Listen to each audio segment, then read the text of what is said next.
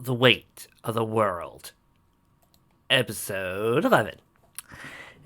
And right now, this is sounding very much like a certain comic story.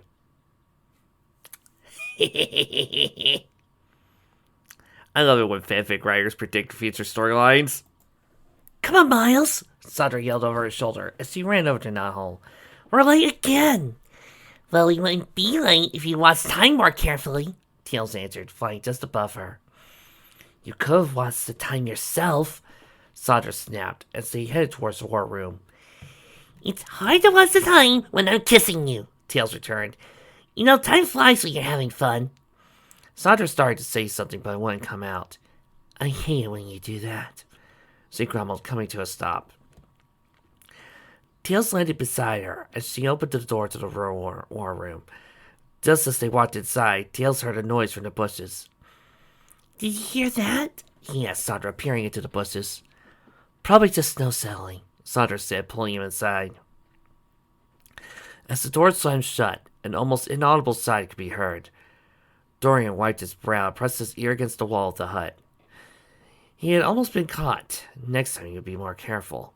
He could hear grumbling from inside as the latecomers welcomed. Glad you could join us, Sally said. Sorry, sis, Sandra said apologetically. Miles and I lost track of time.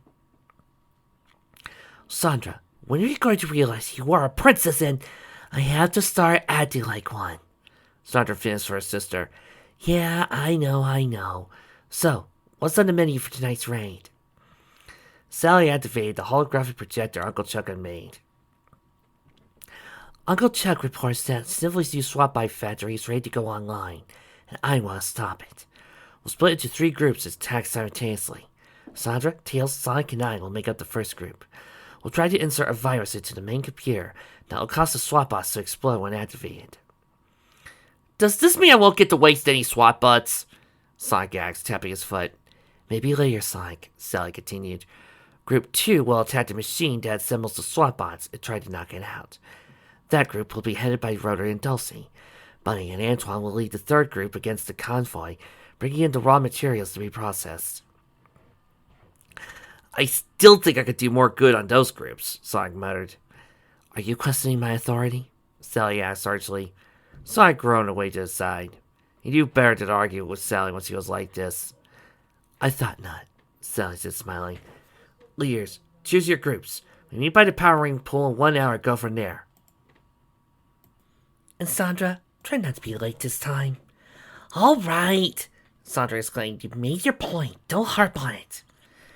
Dorian crept away from the meeting ended, careful not to be seen. The notepad he held was filled with details of the mission. He hated spying on his fellow animals, but his honor demanded it. A Lexford's honor is everything.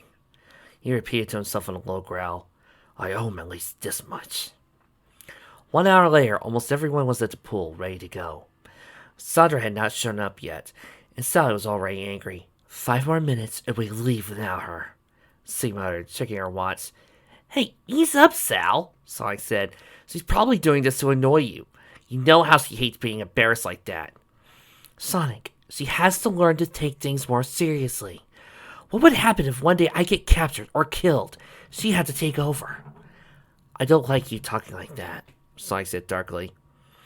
I don't like thinking it, but I have to, Sally admitted with a sigh. After the incident where you got captured, I got to thinking what would happen if the same happened to me. Sal, that was a month ago. Was you ever going to let up on that? You know what I mean. With that gun Sniffly has, any of us can get picked off at any time.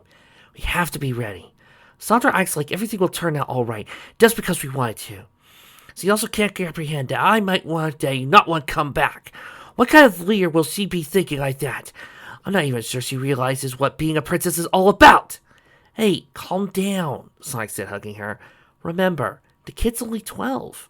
We were like that too. It was only when Bunny got caught and have turned into a robot did we realize what we have to do. I just don't want Sandra to find out like we did, Sally said quietly, hugging Sonic back. I'm here, Sandra said brightly, walking up to them. Let's get this party started. Sally started to say something, but Sonic put a finger across her lips. She glared at him, but kept silent. Sandra looked at from one to the other, oblivious to what was happening. Sally pulled away from Sonic and addressed the animals gathered there. Each team will enter Robotropolis separately. She said, Antoine, you and Bunny will lead your team in first from the west. As you wish, my princess, Antoine said, bowing. Certainly, Sally girl, Bunny added. Dulcie, think you can fly your team right on top of the factory? Sally asked. No problem, Sally, Dulcie said. Just me and Runner and a couple of others. Oh, Sally, do we have to fly in? Runner complained. Last time you didn't help Dulcie land, I almost knocked a tooth out. Just keep it up, wise guy. Maybe I'll use you as a cushion next time, Dulcie joked, causing some laughter to break out. Meanwhile, Runner looked at his boyfriend and winked at him. Okay, everyone, calm down, Sally said. Us four will slip in, hopefully unnoticed, and then slip back out. And be careful. Last time we went in, we almost lost 2 good animals without warning. I don't want to lose any more. Lighten up, sis, Sandra said. We'll be in and out in time for a late-night snack. Sandra, how many times... Sally began, but bit off her words. Instead, she said, let's go. Why are you being like this, Sandra? Tails asked after they all set out. Because Sally has become so serious lately, Sandra said. Since we destroyed the void, Sally has steadily grown more serious and less interested in having fun. The weather's starting to get warmer. Spring is barely a month away. This is a great time of year. But all Sally's worried about is Snively and Robotropolis emissions. She wasn't like this when I first showed up. Also, since spring is coming closer, she might be going to heat. Yeah, well, that was before Sonic got captured. This is always going to be in the back of Sally's mind until Snively is defeated. Also, remember, I told you your father said he would be back in the spring. So he probably wants to get this finished before he returns. You know I love you, but it wouldn't hurt to take things a little more seriously. Sandra groaned and sped up. Tails sped up to keep pace, but kept quiet. What Tails didn't realize, she was taking the message seriously. She just thought everything would go like clockwork. She felt that no matter what Snively did, they could handle it. After all, they had destroyed the void, rescued her father, and Sonic even found his parents. All in all, nothing truly stopped them for long. In short order, they reached Robotropolis. Man, I don't remember ever being this many SWAT bots, Sonic said, peering out from their hiding spot. Didn't the Chuck message something that big was going on last month? Tails pointed out. Yeah, but he couldn't find out what. It's like whatever he was talking about is going on now. It's too risky, Sally concluded. Sandra, send out word to fall back. Sandra opened up net again to open and to spread the word, but froze. A laser shot just missed Sally's leg, and followed by another blast. 3 AI SWAT bots had taken up position behind him, and were trying to flush them out with concentrated laser fire. Get going! Sonic yelled, rubbing up his legs. Sonic, look out! Sally yelled as he ran out, right into the path of a laser beam. The next few seconds seemed to slow for Sandra. She saw Sally run out and push Sonic out of the way. She launched crystals at the SWAT bots, and just the laser beam inched closer to Sally. But no matter how fast her crystals flew, the laser had already been fired. Sally dove out of the way, but the beam struck on her right thigh, sending her sprawling to the ground. Sandra's crystals swatted at the SWAT bots, but she paid him no attention. She ran to Sally, hoping against hope that everything would be alright. Sally! Sonic yelled, running to her side and kneeling beside her. Are you okay? And boom, there goes the dynamite, and oh look, we're at the RC Comics again. Sally looked at the Sonic's eyes in fear and horror. Then the change began. Metal began to replace flesh from the site of impact, covering her lower body in seconds. Sonic, get out of here, she whispered. No way I'm leaving you, Sonic said, trying to pick her up. Sally pushed away from him. Now only her head and arms remained normal. It's too late, she said, taking Nicole and giving her to Sonic. You've got to get away! My old body was on there. It's gone now. My old friend was there. No, I'm not going! Sonic, can't fight any much longer! Sally cried. The chains was slowing, but she could soon be fully robotic. Sandra, Tails, get him out of here! Come on, sis! Sandra said. You're not leaving me! Goodbye. Sally's voice trailed off as the chains came complete. Sally? Sonic said, shaking her. Sally! Sally's eyes snapped open. Iris' a harsh red. Priority 1. Hedgehog alert! The robot droned, reaching for Sonic's neck. We gotta go, Sonic! Sandra said, fighting to keep her tears back. She's turned against us! No, not Sally! Sonic said. And recalling from what was going on in the comics, we're all totally fled because Sally will proceed to mentally torture Sonic as bad as she can. Tails grabbed him and pulled away, but Sonic fought back. The robot that had been Sally rising to its feet, droning on about Hedgehog prior alert. Sandra knew she had to act. Forgive me, Sonic, she said, jumping out and going to a spin attack. She struck Sonic in the back of the head, knocking him instantly unconscious. Get him out of here! She screamed to Tails, who nodded, flying off. We'll be back for you, Sally, Sandra told the robot. I promise. She sped off, following Tails and not looking back. The robot watched Sandra grow. Something very much like a tear fell from its eye. Then it turned and marched towards the central command chamber. Back at Knothole, everyone was waiting for Sonic's group to show up. Man, that was a bum, Rhoda said, pacing. We barely made it out. I'll tell you, Bunny agreed. I almost nailed Sugar Kyle. Fortunately, I got on the way and the laser hit my arm. Guess that gun fake was alright robotic. Can you take it back? Dulcie asked suddenly. Maybe it's permanent again. Bunny tried to change her arm and legs back. It was visibly relieved when they did. Phew, thanks for pointing that out, Dulcie Gal, Bunny said. I am glad I did not cause you any pain again, Antoine said. Are you still on that, Sugar? Bunny demanded. How many times I gotta tell you to let go? Antoine smiled and nodded. I will soon enough, he thought, but I have to make sure first. What are you thinking about staring me like that? Bunny asked. Oh, it's nothing, Antoine said fakely. Let us be changing the subject. Bunny didn't look like she would let it drop, but a blue and brown blur exploded from the chute onto the hay. Tails popped up, carrying a still unconscious Sonic. Tails, honey, what happened? Bunny asked. Sandra knocked him out, Tails said, crying. Whatever for? Sandra exploded from the chute. I have grave news, she said, her tears flowing freely as she rolled out of the hay. Miles, take Sonic to his hut. The rest of you, spread the word. Sally. Princess Sally Alicia at the House of Acorn, first in line to the throne of Mobius. My sister has been... Sandra's voice broke. Has been what? Dulcie asked. Sandra cleared her throat. Has been roboticized, she finished, then broke down. Everyone just stood there silently, letting it sink in. Now, I can't play, Bunny said, voicing everyone's thoughts. Sandra just nodded, unable to say more. How did it happen? Rora asked quietly. Sandra was still unable to reply, so Nadia did. Sonic ran out into the path of the roboticization beam. Sally pushed him out of the way, but was unable to get out of the way herself, she explained. They all bowed their heads. I think we could all use some sleep, Bunny said, crying. We'll talk about this in the morning. You gonna be okay, Sandra? Sandra waved him away, just wanting to be alone. She ran to her hut, the one she shared with her sister, and threw herself on the bed. She cried all night long, finally falling asleep sometime after midnight. And why do I have this feeling that if any other reviewer were to watch this, they would go, oh, yeah, why don't you guys sleep when Sally's in danger? Like, dudes, they're tired. It's an exhausting moment. Let them rest. You think better when you're not tired. Guys, I think you might need to realize some of your so-called logic questions aren't all that logical. Maybe you need to think for a few minutes before you say something. A silence fell over Knothole as word spread of Sally's fate.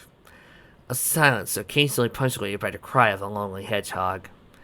Sonic slept fitfully at best, haunted by nightmares. The nightmare he had suffered over a year ago returned in force. Sonic, where were you when the brains were handed out? Sally's voice kept demanding as a roboticization replayed itself over and over in his mind. No! He cried now in his sleep. He thrashed around his bed, pulling the sheets off and falling to the floor. But sleep he did, for he could not wake up. Snively was sleeping in Robotnik's old bed around the same time as Sonic was having his nightmares. He personally seen the placement of AI SWAT bots before retiring, and was confident that the raid would be caressed. A loud and rapid knocking on the door woke him. "This better be important," he sneered. The door opened and Metal Sonic burst in, talking as fast as he could run. Snively covered his ears. "Quiet!" he yelled. "Now start over and go slow." "The raid was crossed, just as expected," Metal Sonic said, smiling. "You woke me up for that?" Snively demanded. Metal Sonic shook his head. "No, something better. Seize your roboticization gun as Kind's first major victim." Snively sat up, instantly alert. "Well, who is it?" "Presenting the Princess Sally," Metal Sonic said, stepping aside as she stepped to the view. "Yes!" Snively exclaimed, jumping out of bed. "Warm up the neural scanner. I want to know everything that's in her mind." "Of course, sir. Come along, Princess," Metal Sonic said, leading Sally away by the hand. "Yes, I have done it. I wonder what my uncle would think if he saw this. No matter. Soon all the Freedom Fighters will be nothing more than worker bots." Sandra awoke before dawn. The eastern sky had just begun to lighten, and she could detect a faint dampness in the air. She rolled out of bed, almost stepping on Nadia. "Hey, watch it!" the computer yelled. Sandra smiled briefly. Then her sad expression returned. "Sorry, Nadia," she whispered. "I didn't notice you there. Sorry I didn't turn you off last night." You know, Trixie, can you believe just how human these two robot systems are? Trixie knows. It's weird. Trixie means, how often do we have a talking computer system? I don't know. What do you think, Lappy? I think it's completely weird, if you ask me. I'm surprised you could notice anything in your state of mind. How are you feeling? Sandra just shrugged. She reached under her bed and pulled out the book of poems Tails had written her. "I'll be back," she said, opening the door. "Don't do anything foolish," Nadia said as she left. Forgot to turn me off again. Well, I'll see if I can put this time to good use before I need to change my battery. Sandra walked along quietly to the power ring pool, the only place where there was enough light to read by this time. Reading Tails' poems often helped her feel good, but she never felt this down.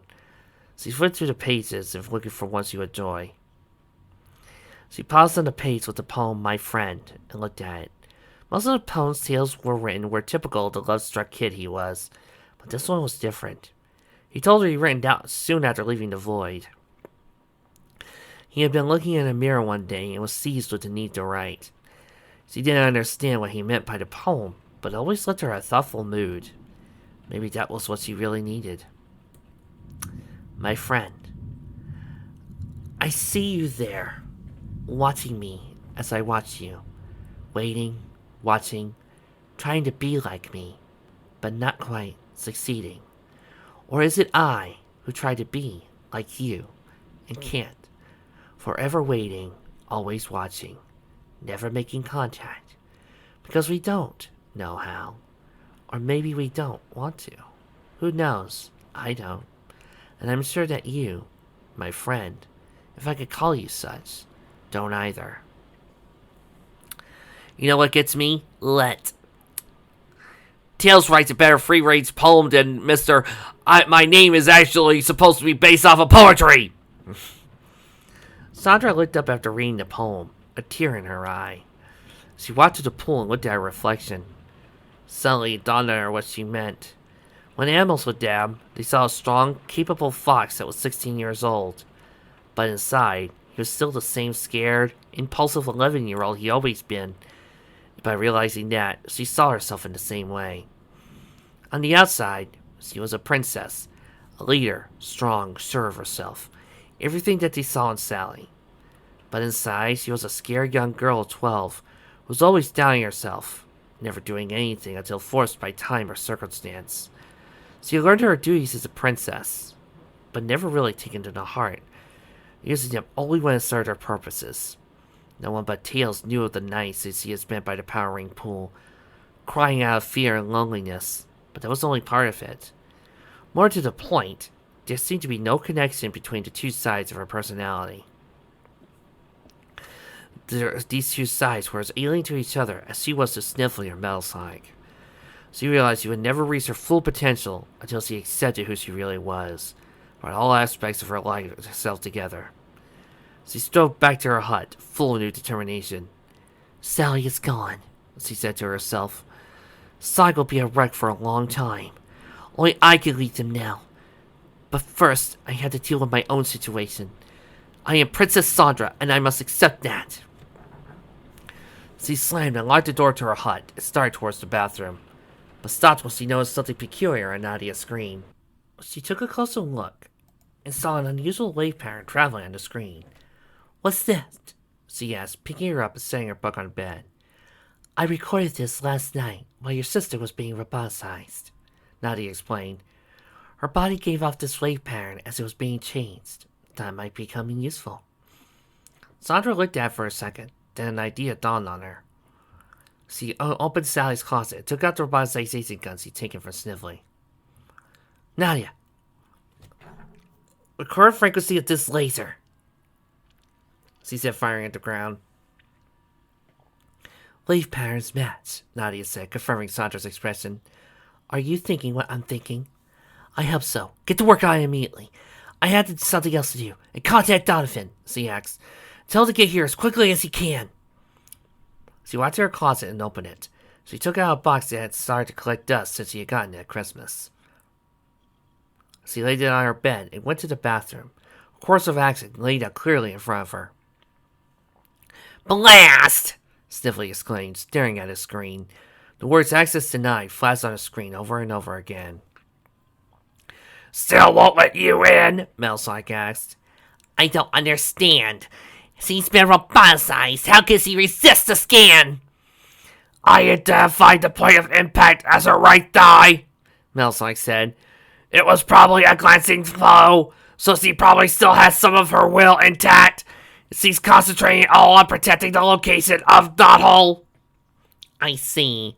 It's either that, or due to the power of she absorbed from the deep power stones during my uncle's failed doomsday project. Well, we'll just have to break her will, Sylvie said cruelly. Keep trying to gain access. She'll crack eventually. As you wish, Metalsonic said, turning up the power to the scare. Donovan was on one knee, straining to rise against the unknown skunk who had attacked him. Their swords were locked together, and the skunk was using his tremendous size and strength to bear down on him. He didn't seem to care about pain. In fact, he seemed to feed on it. Every time Donovan struck him, he just laughed and attacked much harder. His breath became short gasps now. His bruised and battered body trembled under strain. The skunk pulled away. Donovan fell on his face. Darn, Jeffrey, we don't have time to deal with your BS right now! You played the game well, the skunk taunted, but you have lost. He raised his rune sword high for the final strike. Donovan rolled out of the way as the sword came down. The game's not over yet, he said, panting heavily. He struggled to his feet and prepared to attack again. Come in, Donovan, Nadia's voice came over the communicator. Sandra needs you in Knothole, now. I'm really busy at the moment, he said, ducking behind a tree. I'm sort of fighting for my life. Whatever that's worth, Nadia mumbled. Or Squirrel Boy, cover your ears for 5 seconds, okay? What? Just do it! Grumbly, Donovan dropped his sword and covered his ears. His communicator started vibrating with an unheard sound. Exactly 5 seconds later, it stopped. Donovan uncovered his ears and peered around the tree. The skunk was lying underground, limbs twitching. He seemed to be in a great deal of pain, and some blood came from his nose. He looked like he was enjoying himself. I can't believe the plane, he cried. I can't move. My head feels like it's going to explode. Oh, I had to share this misery with someone, or my name ain't Alexei Kravenov. What did you do to him? Donovan asked, recovering his sword. It's called Black Sound, Nadia explained. I'll tell you more about it after you get here. Device 1, activate, he said, and shakily flew off for Knothole. Any idea what's going on? Well, you get here, Nadia said again. Nadia out. Knothole started the morning on a somber note. The loss of Sally sat the wheel for most of the animals, and he went through their morning routine as if in a daze. Tails walked to Sandra's hut and knocked on the door. Sandra, want some breakfast? He called. Not now, Miles, came a reply. But I need you to do something for me. Send Rosie to fetch Tanis, and get Uncle Chuck here. Then have everyone gather in front of this hut. I have something to say with them. Tails brightened a bit. What's going on? He asked hopefully. You'll find out when everyone else does, she said. Please hurry. We don't have a moment to lose. Tails flew off as Sandra asked. Something about the way she had spoken to him gave him hope. She was planning something big, and he would help in every way she asked. As Tanis appeared in Knothole with Rosie, Donovan crash landed near Sandra's hut. Donovan! Tanis exclaimed, running to his side. What's happened? Donovan could only moan. Most of his energy had been spent on the flight. Tanis held his hands and began chanting, applying some of his own energy to help restore Donovan. Thank God for clerics! When Donovan was able, he sat up and looked around. I didn't think I'd make it for a second, he admitted. You almost didn't, Tails said, as Tanis smiled. He tried to rise, but sank to the ground. Rosie caught him and supported him. You did it again, she scolded. I keep telling you not to give so much of yourself that you don't have enough for yourself. Tanis smiled weakly. I keep not paying attention, he murmured. Donovan was about to say something, but a loud crash stopped him. Looks like Sonic's awake, Rosie remarked. Donovan looked towards Sonic's hut and saw animals being thrown out of the windows and door. What's his problem? He asked. Haven't you heard? Rosie asked. Donovan shook his head and Tanis smiled. I learned myself only a few moments ago. It seems Sally has been roboticized. What? Donovan asked, not believing what he just heard. It was on their last raid, Rosie explained. SWAT were waiting for them. Sally put Sonic out of the way. She got caught by the beam meant for him. He's not taking it too well. Donovan reached into his vest pocket and pulled out a canister of sleep gas. Are you sure that would be strong enough? Tanis asked jokingly. Donovan stared at Tanis, then his canister. He reached in another pocket and pulled out syringes. He ejected the contents of the syringe into the canister and shook it. He stood up and walked to Sonic's hut. As he got near the front door, Morris came flying out. He hit the ground rolling and got to his feet in time to catch Patricia, who came out the other way. Let's get back in there, Morris said, running in as a few other animals got tossed out. Donovan saw his head and entered the hut. Morris grabbed Sonic's legs and Patricia grabbed his hands. Calm down, Sonic! Patricia yelled. Let me go! Sonic screamed. I gotta save Sally! No dice, son, Morris said. You ain't going anywhere. Donovan calmly walked up to Sonic and sprayed the entire contents of the canister in his face. Sonic fought it, going out just as the canister emptied. Donovan held his breath and stepped away. What did you do to my son? Patricia demanded, grabbing Donovan's arm against the wall. I suggest you restrain him, Donovan advised. I gave him enough sleep gas to put Robotnik out for an hour, but I don't know how long it'll affect him and his state of mind. Not to mention his metabolism could probably burn that out in a few minutes. Easy, Patricia, Morris said, pulling her off Donovan. She's just trying to help. Patricia took a centering breath and backed away slowly. I'll get some rub, she said, stalking out of her hut. Forgive her. She gets very protective of our son, Morris explained. Donovan looked at Morris as if nosing him for the first time. Excuse me, who are you? The name's Morris. Morris Hedgehog. I'm Sonic's dad. His dad? Donovan asked. Morris nodded. That was Patricia, Sonic, his mother. He pointed after his wife. I'm sure this is a very interesting story, but I don't think we have time for that now, Donovan said slowly. Tails came running up and grabbed the two males. Come on, he said impatiently. Sandra wants everyone gathered by the hut. Once everyone was gathered, which took some time doing and a lot of grumbling, Tails knocked on the door 3 times. Everyone's here, Sandra, he said. Everyone? She answered the door. Well, Everyone except Sonic and those who are trying him to his bed. That'll do then. The door opened and Sandra stepped out. And every animal there, no matter what their original intent, stood in silent shock when they caught sight of her. She was dressed in the dress that she had received from Sally and Rosie as a Christmas present. She also wore the tiara they had given her, shining brilliantly. She now looked every bit the princess she had always professed to be.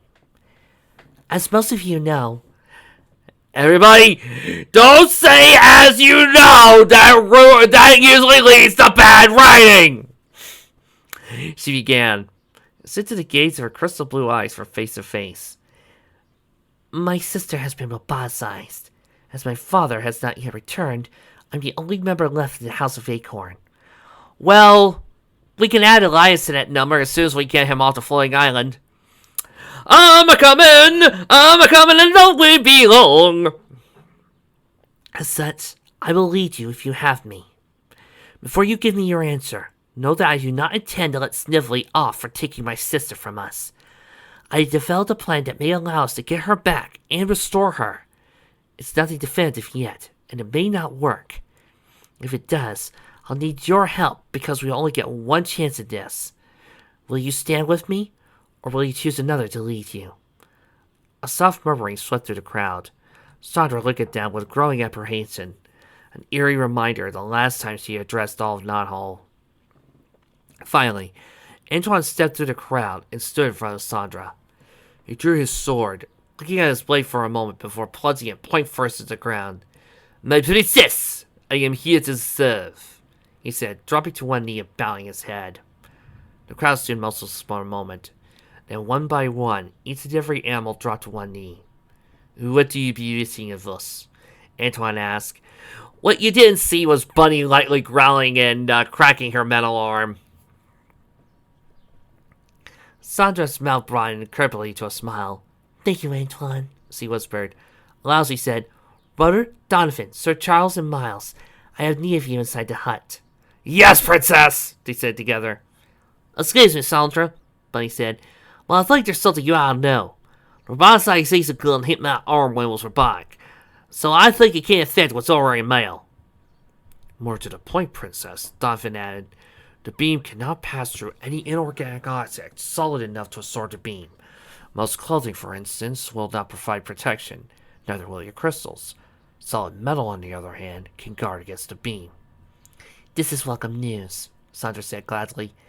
"Antoine, Bunny, lead a team into Robotropolis against mad scrap metal and spare parts you can. Does anyone here have experience in blacksmithing or metallurgy?" A few hands went up, including Antoine's. "When they get back, see if you can turn the metal into serviceable seals. The rest of you get ready. As I said, we'll need everyone we can spare." She turned without another word and walked quick inside the hut. Quickly, everyone went about their business. "That was a very brave and noble thing you did, Antoine," Bunny said, smiling. "Noble, perhaps. "But do not think of it as brave," Antoine said. For years, everyone had discounting my abilities, with good reason. However, all Sandra has done is prove herself to us time and times again. If she is needing your support, I must give it as I would to Sally." "I understand," Bunny said, kissing his cheek. "By the way, since when do you know how to blacksmith?" Antoine nervously cleared his throat. "My family is always to be knowing this," he said, his accent starting to get bad. "For generations we have been each making swords for our sons. I am merely studying the book my father used." Bunny smiled a half smile. She knew he was lying about something, but now was not the time to push the issue. After all, more pressing business was at hand. Sandra waited until all those he had asked to come inside and entered and shut the door. "Thank you all for helping," she said.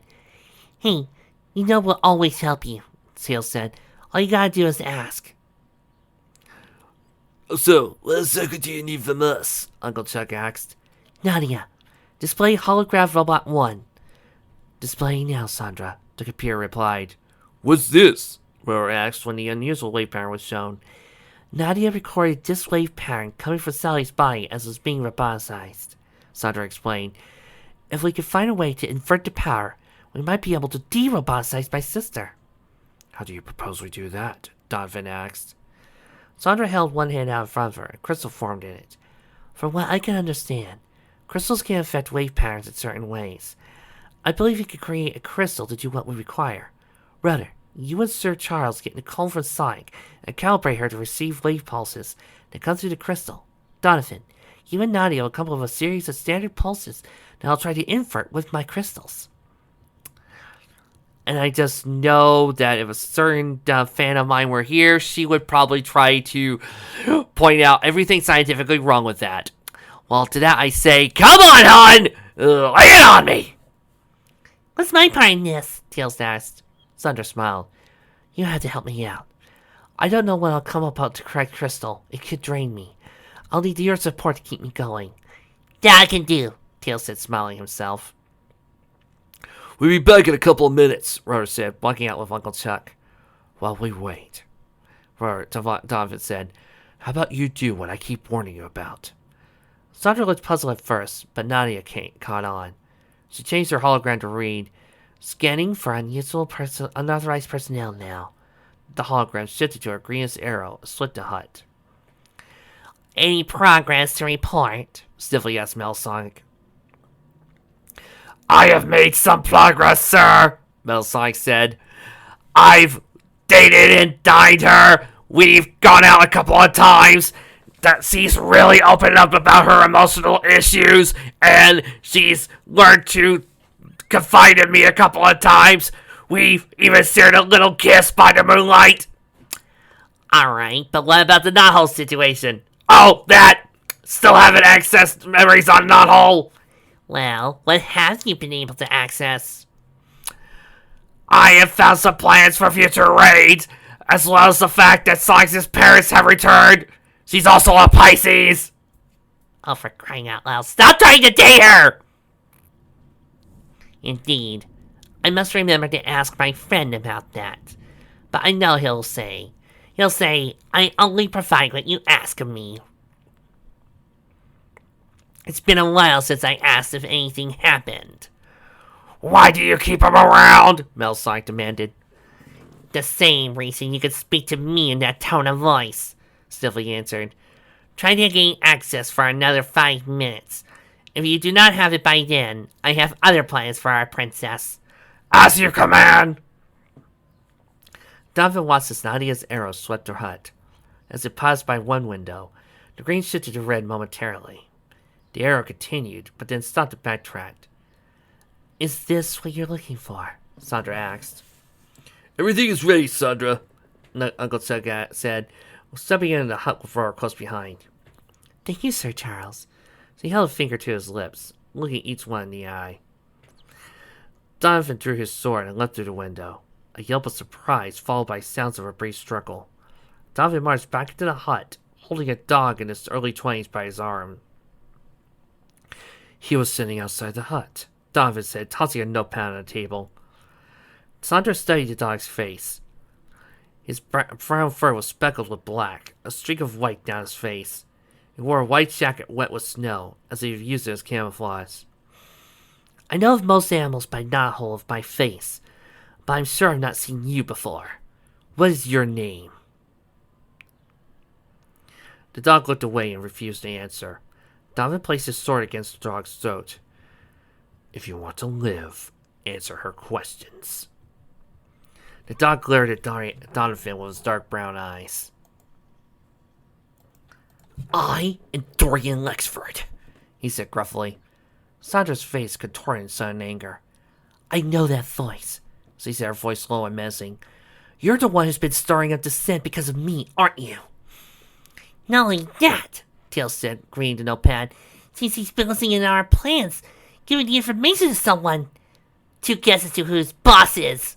Sandra strode at Dorian and grabbed her by the throat. You have 5 seconds to tell me everything, or I will turn you into a crystal statue. Dorian sighed. I owe Sniffly, he said. What could you possibly own to spy on us? Roar demanded. My life and the lives of my family, Dorian answered. Sandra released him. Just better be good. 2 years before the coup, I was doing inventory of a shipment that had arrived from the northern provinces when a stack of boxes tipped over. I would have been crushed around him, but he shoved me out of the way. We became friends after that. I vowed to return his favor someday. When the coup occurred, my family and I were captured and put in line to be roboticized. He saw us and immediately ordered SWAT bots to place us in a holding cell. At his first opportunity, he came by and released us, smuggling us out of Robotropolis. I pledged him my life in service if he should ever have need of it. We then made our way here to Knothole. When we came to power, he had me captured during one of the raids. He told me he was now keeping me to my oath and asking me to spy on him and let him know of any future raids to Robotropolis. I agreed, with some reservations, but Alex's honor is everything. Why didn't you tell him where Knothole was? Uncle Chuck asked. Dorian smiled a bare smile. When I made that oath, I told him that I could choose one thing to refuse him. That was it. Sandra stepped back and thought for a moment. Assuming what you say is true, I cannot fault you for your actions, she said, but I also cannot allow you to go free. Miles, you and Brother escort Miss Lexer to his hut, arrange for guards to be put on him.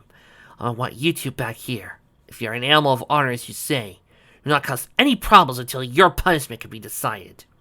Very well, Dorian said, bowing. He then turned and walked out of the hut, flanked by Rhoda and Miles. Let's get everything set up, Sandra said. I want to start the second they get back. In his hut, Sonic was just coming to. He had a splitting headache and didn't seem to be able to move. He forced himself to lie still while his head cleared and he surveyed the situation.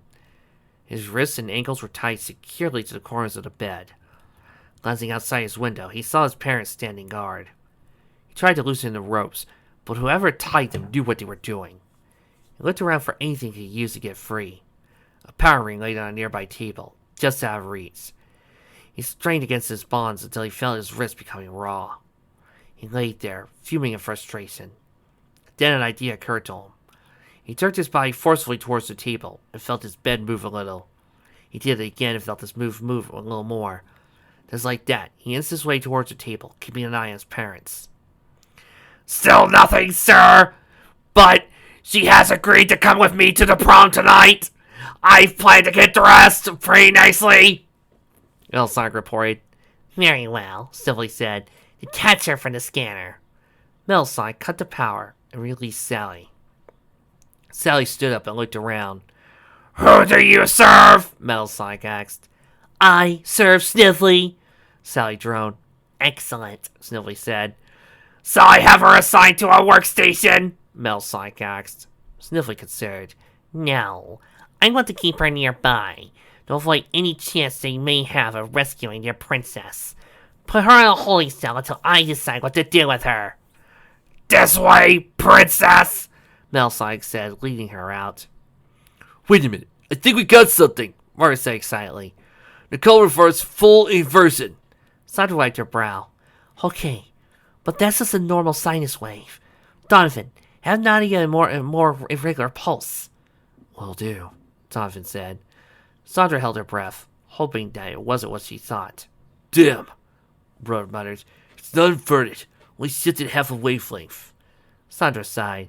She tossed that crystal in a corner with a small pile she was forming. She made another crystal slightly different than the one before it, set in front of Nadia. Let's try it again, she asked wearily. How are you holding up? Tails asked. Sandra shrugged. I'll be okay, she lied. Tails shook his head. You're not gonna be any good to Sally if you overexert yourself. Maybe we should take a break. We may not have to, Rara said. Nicole is showing full inversion of the irregular pulse. Sandra took in a deep breath and let it out slow. Nadia, emit pulse robot 1. Isn't that dangerous? Rara asked. I mean, I'm right in the line of fire, so to speak. No, it ain't, Nadia said. In order to actually roboticize someone, the pulse has to be combined with a specific power source. Okay, fire ahead, Nadia muttered the pulse. Yes, full inversion, Rory yelled. Sandra smiled. We did it, she said. When she picked up the crystal, she frowned. I don't like how this thing's vibrating. Maybe she'll run a few tests just to be sure. Just then, the hut was rocked by a loud sonic boom. Everyone rushed to the window saw a gaping hole in Sonic's hut. He must have got his hands on a power ring, Uncle Chuck said. We gotta go after him. Sandra nodded. Okay, give me a chance to get changed. So he picked up the robot's ICC gun and put the crystal in its barrel. You're probably the best shot we have, Sandra said, handing it to Donovan. See if you're shot. If you see your shot, take it. Donovan's hands trembled as he held the gun. You put too much faith in me, he said quietly. This is no time to doubt yourself, Sandra snapped. Wait outside. I'll be there shortly. Get together whatever shields that have been made, and gather everyone together. Sonic ran towards Robotropolis, putting demands on his body he never had before. He left a few uprooted trees in his wake as he tore straight through Robotropolis. A fast-moving blip appeared on the radar screen. We got company! Great! My first prom and it's ruined! Metal Sonic called. Stiffly walked over and inserted the screen. I knew that hedgehog would try to save his princess, he muttered. Go get the princess. I think I just discovered the best use for her. Metal Sonic nodded, grinning. He ran to the holding cell, was back with the princess in a few seconds. What now? We wait and prepare. Assemble a battalion of AI SWAT bots. I don't want him escaping. Everyone ready? Sandra asked, emerging from her hut. She was dressed in her usual outfit again. I just had a little more bit of time, Antoine was saying. Only first shields have been made. Sandra nodded as she accepted hers. It'll do. Will you need a shield, Donovan? Donovan shook his head. I'll need both hands for the gun. Then I guess it'll just be me, Miles, Donovan, Bunny, and Antoine. Wait a minute, Patricia interrupted. That's my son who's in danger. I'm coming, shield or no shield. This goes double for me, Morris added. Sandra sighed. No time to argue. No lead, Bunny girl, Bunny said. They can have our shields. Lee, we would be better serving by staying here and guarding the traitor, Antoine agreed. Word travels fast, she muttered. All right, let's go, she said. Well, considering that Knothole ain't exactly, a big city, it's not exactly Atlantic Beach, Grabbing Tails and lifting her bracelet, Patricia grabbed Morris as he lifted a power ring. Bright flashes of light and they were gone. Sonic made the circuit of Robotropolis, checking every known area where worker bots were held, but he could not find Sally. Maybe Silverlake's got her in a command center, he thought. He used in that direction. A metallic leg stuck out from the side. Sonic was going too fast and stopped and tripped over it, sliding face first into a slushy pile of snow. He jumped out and whirled to face his foe. Now Sonic stepped out from a side passage. Welcome, bro, he said evilly. So glad you could join us. Where is she? Sonic demanded, fencing on his robotic counterpart. Oh, do you mean the princess? Metal Sonic said offhandedly. Why, she's right here. He raced to the passageway and pulled out Sally. Sally! Sonic ran to her, intending to grab her and get her out of there. Metal Sonic grabbed Sonic as he came within range, throwing him into a wall. Do you think it'll be that easy? He taunted. Besides, I don't think she even wants to go back. What? Metal Sonic grabbed Sally and kissed her. Sonic was driven half mad at the sight. With a primal yell, he launched himself at Metal Sonic, but the robot had been waiting for that. He shoved Sally out of the way and punched Sonic in the midsection, grabbed Sonic by the quills and forcefully brought a knee up, striking him in the forehead. Sonic staggered back and tried to cover her up. Metal Sonic kept after him, raining down punches on his stunned opponent. Sonic fell back against the wall, just trying to defend himself. Sally stood there, watching. Her mind screamed at her body to go help Sonic, but it would not obey. All she could do was watch, wait, and hope. I've got to go help him, Patricia said from the corner, standing up. Get back here, Sandra ordered. It'll do no good rushing out there. What do you expect me to do? Just stay here and watch my son get pummeled? Actually, it looks like the tide's turning. Patricia looked and saw that her son was now on the attack, battering the robot with a metal pole. Metal Sonic was being forced back, but it looked like Sonic wasn't really doing too much damage. Most of his swings either missed or hit glancingly, but the robot acted as he hit flush. From her angle, Patricia could not ask why. But another animal could see. His hands tensed. Donovan remained in his couch, but he was seized with indecision. He had a clear shot at Sally, and he knew he should follow orders.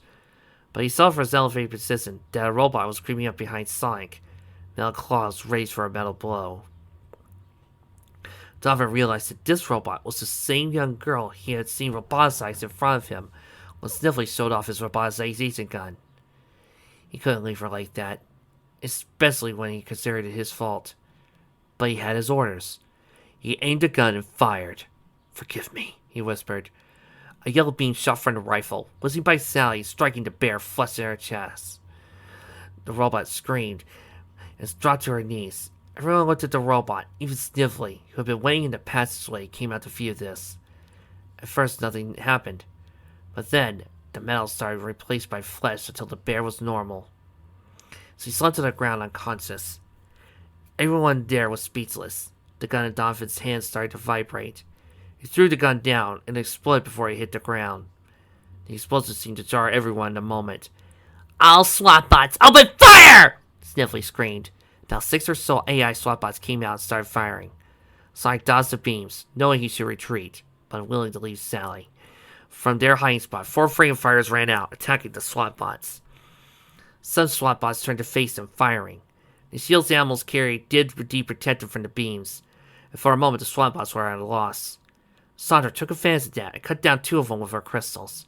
Morris and Patricia run to the other 2, sending them flying at each other with their shields. Tails ran towards Sonic to protect him, but was intercepted by Smell Sonic. Sonic ran to Sally, trying to get her out of there. At the moment, a SWAT bot aimed at him, and Sandra had to act. She reached into her pocket where a spare Versa crystal was and ran at the SWAT bot. At the same time, Sally summoned all her will and shoved Sonic out of the way, using her robotic body to cover his. Sandra jumped on the robot from behind, jamming the crystal into the gun's barrel just as it fired. A yellow beam enveloped Sally. She screamed once more and collapsed as the change took place. Flesh repeated once more as Sally fell forward, unconscious. Sonic grabbed her in his arms, scooped up the still unconscious bear, and took off for Knothole as the SWAT bot's arm exploded. The others followed, even though Tails needed some help getting away from Metal Sonic. Sniffly viewed as he watched him go. He turned to enter his command center with Metal Sonic close behind. "So, you found a way to counter my gun. Easily taken care of," he thought. Back at Knothole, Sonic lay Sally on her bed just as she was waking up. "Sonic?" she asked sleepily. "What happened?" "Easy, Sal," he whispered. "Just rest." Sally sat up, despite Sonic's urging to lay down. "What happened?" she repeated. "Was it all a dream?" "More like a nightmare," Sandra said, running into the hut with everyone close behind. "Glad to have you back, sis," she said, hugging her. Sally returned the hug. "But how?" "You can thank your sister for that," Rara said. "She figured a way to invert the wave pattern of the roboticization gun with her crystals." "Man, you should have seen her take charge." "You did all that?" Sally asked. Sandra nodded, suddenly shy. "Well, I had to," she said. "It's not like I wanted to be a leader on a permanent basis." Sally hugged her sister tighter. "You've really proven yourself today." She got up, a little unsteadily, and walked out the hut. Everyone backed out and made room for her. Sonic laid the bear on Sally's bed and juiced outside. "Today, we scored a great victory," she said to her rousing cheer. "We have found a weakness in our enemy's greatest weapon, and I am back. We owe it all to Sandra. Without her, we may have been defeated once and for all." "Three cheers for Sandra!" Tails yelled. "You did!" The rest of the cheer from the crowd 3 times. Sandra just smiled. For the first time, she felt truly loved and accepted by them. At last, this was her home. "But what are we about to do about him?" Antoine asked, dragging Dorian in front of the 2 princesses. "Who's this?" Sally asked.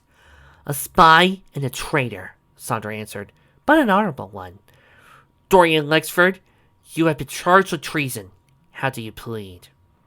"I am guilty, Your Highness," he said, managing some dignity. "What should we do?" Sandra asked her sister. Sally shook her head. "Oh no. You started this, you finish it." "Kill him!" Someone yelled from the crowd. A crowd that was taking up into a sort of a chant. "Well, you heard him, Dorian. You need to be treated as traitors deserve." And we here at the Treeberry Memorial Library have got a wide variety of uses. We've got your standard gun. We have phaser. We have kunai. We have a Gokai Saber. What's your choice? Wait, we're starting for easier. You forgot something. What?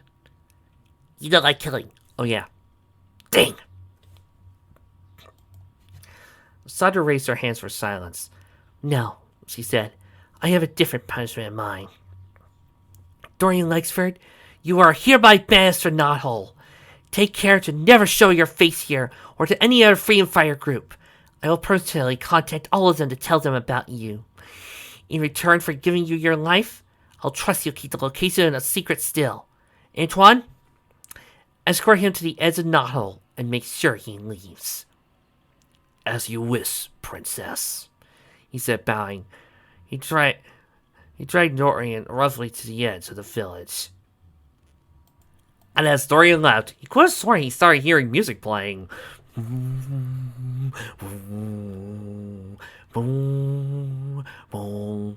Deception, disgrace, evil as plain as the scar on his face. Deception and outrage, disgrace, for shame. He asked for trouble the moment he came. Deception and outrage. He contains his stripes, disgrace, for shame. You know these outsider types. Evil as plain as the scar on his face. See you later, agitator. Deception, adulterate, to sleep house alone. Disgrace, for shame. Traitor, go back with your own. He asked for trouble the moment he came. See you later, agitator. Born in grief, raised in hate, helpless to defy his fate. Let him run, let him live, but do not forget what we cannot forgive.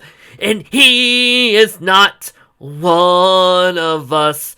He has never been one of us. He is not part of us, not our kind. Someone once lied to us.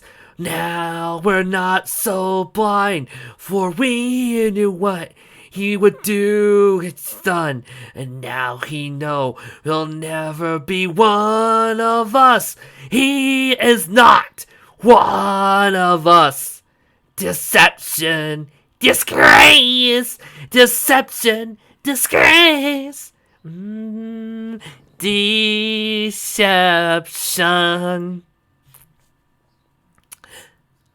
Thank you. Can you be trusted? Sally asked worriedly. I believe so, Sandra said. I'll fill you in on some of the details. A groan from inside the hut interrupted them. Sally, Sandra, and Sonic rushed inside to see that the bear had regained consciousness. Where am I? She asked. Take it easy, Sally said. You're in Knothole. I'm Sally. Sally? Princess Sally? How did I get here? Long story, Sandra said. Do you remember anything? I remember being captured. And then I was a robot, but I'm not anymore. Why? Like I said, long story. Maybe after you get settled. But I can't stay, she protested. I had to get back to my Freedom Fire group. My fiancé must be so worried about me. Fiancé? Do you're engaged? Sally asked. The bear nodded. She held up her ring was still in place. I hope he hasn't done anything foolish. We'll get you back, Sally promised. Sandra, go get Dulcie. Sonic, you? Sonic? She asked. Dulcie was no longer there. Now where'd you get to? Behold, Sonic was walking through Knothole, looking for two animals. He found it first, Uncle Chuck. Dulcie was about to head back off to Robotropolis. Did you make those things I asked for? He asked his uncle. I got them back at my hideout. Why? Do you need them now? Sonic nodded. Okay, bring them back here as soon as you can. Now I gotta go find Ant. Antoine, what him? Sonic sighed. Like it or not, he's the only one who can help me set this up. I think I see what you're up to now, Uncle Tuck said slowly. Good luck, Sonny boy. Thanks, Unc. Sonic headed off, still walking. Somewhere in the Green Forest, Donovan flew to the site where he fought that skunk. Alexei, he had called himself. I'm calling him the even eviler Jeffrey St. John. But when he got there, no trace of their bow remained. He mumbled something unintelligible. Come in, Donovan. Nadia's voice came over his communicator. Sally and Sandra would like you to come to Knothall to be thanked. For what? Donovan demanded. If anything, they should be trying to hunt me down for disobeying orders. Look, Donovan, what would have been the point of saving Sally only to lose Sonic? From what I heard, you made the right choice. I may not like you all that much, but I do have a grudging respect for you. Feelings mutual, both of them. Glad we understand each other, Nadia said dryly. Anyway, give yourself some credit. Donovan shook his head. You know what? You're right. Thanks, Nadine. No problem, Squirrel Boy. Nadia out. Donovan put away his communicator and set about trying to track Alexei.